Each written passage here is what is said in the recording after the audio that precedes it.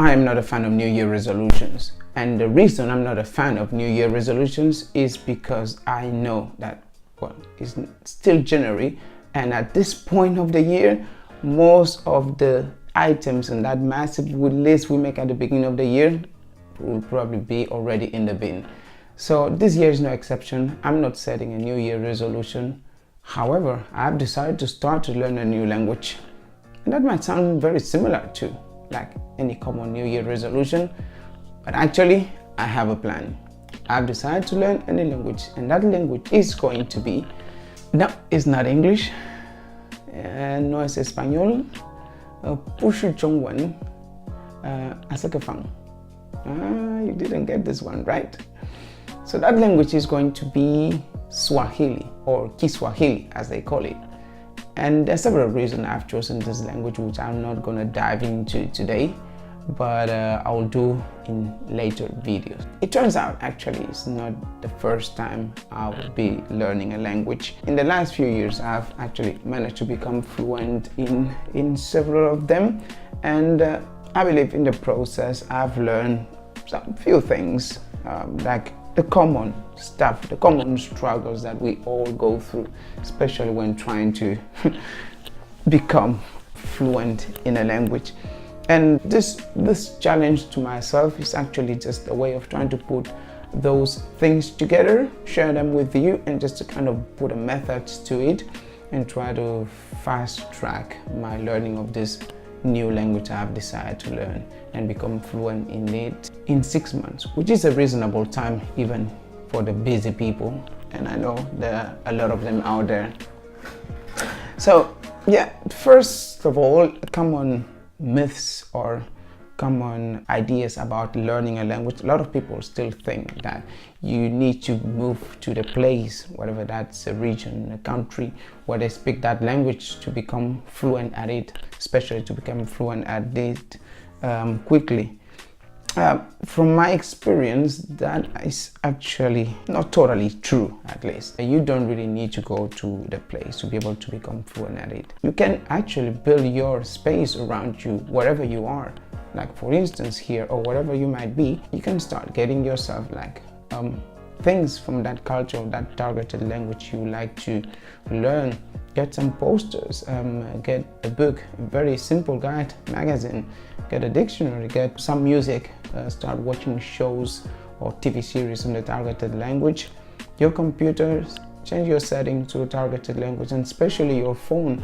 I know it's quite a challenge and a lot of people are scared, but change your settings to the targeted language. You'll see how much you learn because you use your phone so much. So you can build kind of a physical mental space wherever you are. Also, online, join the communities, people learning or people sharing things about that language.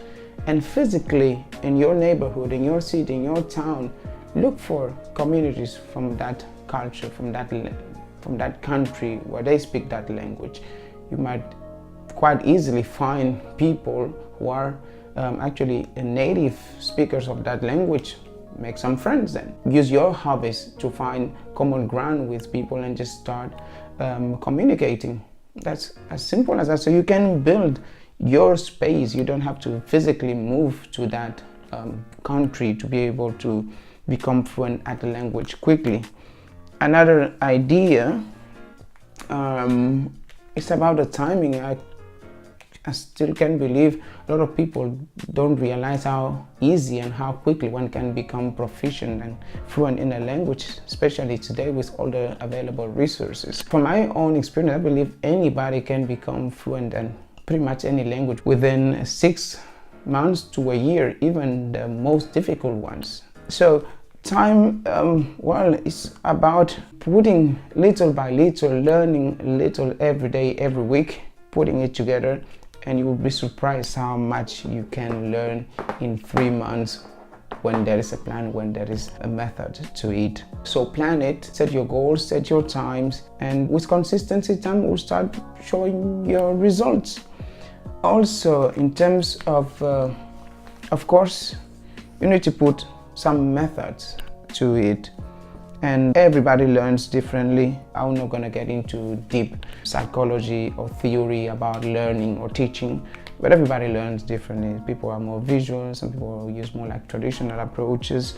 What I've learned, like the best way is just to combine different approaches, different methods and different tools. Use the traditional ones, get yourself a very simple guide book of the language you're trying to learn. You'll be surprised how helpful a book can still be, even though we all think that everything can be done online with the applications that promise us to become fluent in 2 weeks or 1 month.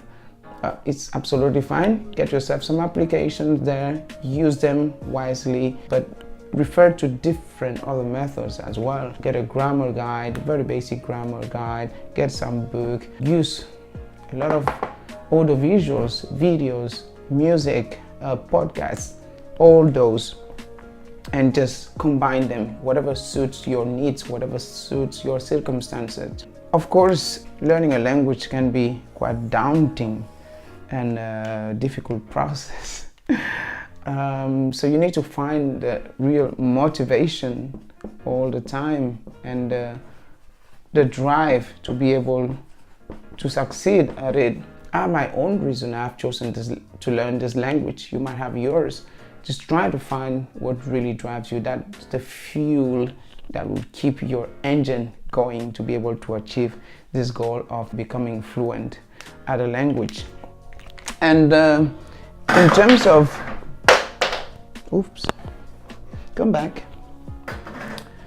in terms of motivation, that of course a lot of academic research, very deep about motivation and motivational psychology.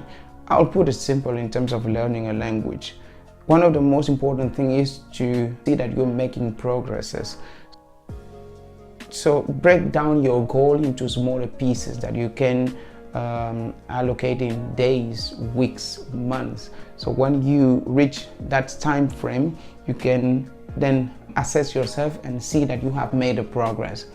And when you see that you're making a progress, that's actually going to motivate you to make more. So you suddenly see that after a month, you are able to hold very simple daily life conversations with people. That's great. So that will keep you motivated to move to the next step. And also the drive, like what is really your why? What are you doing that in the first place? Sometimes I like to put it in this way. I think about what I will be winning or what I'll be gaining, what will be the victory, the sweetness of achieving what I'm trying to achieve, what my goal is. And also the opposite side, the bitterness of what would I be losing or missing if I didn't achieve my goal. So I try to balance that and just to try to find the real why, and that will keep me going in the whole process of, in this case, learning a language. And as I say, I'm not a teacher myself, so I just try to share here what I've learned from my experience learning different languages. It might be useful for you if it's a language what you're trying to learn, but actually with anything you would like to achieve in the mid-term or in the long term. This is just my journey that I'll be trying to share with you. You will see my progresses and sometimes the bumps and the frustrations of the process of learning. The good thing is I'll be reporting to you every week, so you will be able to see what I've been going through to be able to move in my learning process of becoming fluent at Kiswahili. My friends, the people around me know that actually I don't know any Swahili. The only thing I know in Swahili is actually Hakuna Matata, and you know it too. You watch The Lion King, you know, whatever. Actually, those lyrics are not in Swahili, and really I don't even know how to say the lyric. I just make them up, just like most of you. So hopefully this inspires you. Hopefully this motivates you when you see me through this journey. Just be aware, this space here is going to be as diverse as I am. So I might come with quite different things, but I'll be reporting to you on my progress in learning Kiswahili. Well, until the next time, stay tuned. I'll see you. Bye-bye.